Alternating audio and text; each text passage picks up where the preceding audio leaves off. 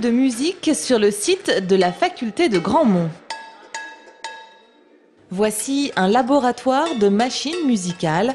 Après une phase de récupération d'objets en tout genre, les élèves de l'IUT soudent, assemblent et emboîtent leurs trouvailles sous l'œil averti du plasticien François Delarosière, accueilli en résidence. C'est compliqué parce qu'il faut penser à la fois à la sonorité, à la théâtralité de l'objet, mais il faut penser aussi au côté démontable, transportable, à la fiabilité aussi de l'objet, puisqu'il ne faut pas que ça tombe en panne au moment où on va jouer. Donc c'est quand même un petit challenge assez complexe que de réaliser des objets de cette nature qui vont vraiment jouer dans la rue devant un public non prévenu. Les objets qui vont sortir sont des petits bijoux d'assemblage de matière. Il y a des pièces agricoles, des pièces de cuisine. Tout ça se mélange pour faire de la musique.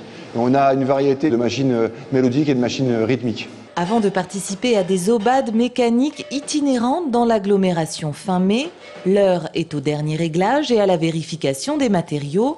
Pas une minute à perdre, les créations rivalisent d'ingéniosité. Tous les objets sont détournés, des instruments de musique, mais pas seulement. Beaucoup sont insolites. Anne, elle, s'est penchée sur le verre et le vent. Alors, mon instrument, c'est la souffleuse de verre.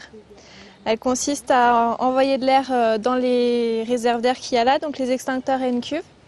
L'air, il est stocké là. Il va passer dans tous les tuyaux qui sont reliés aux vannes. Les vannes, elles sont toutes, il y en a 12. Elles sont toutes reliées par un tuyau à une bouteille.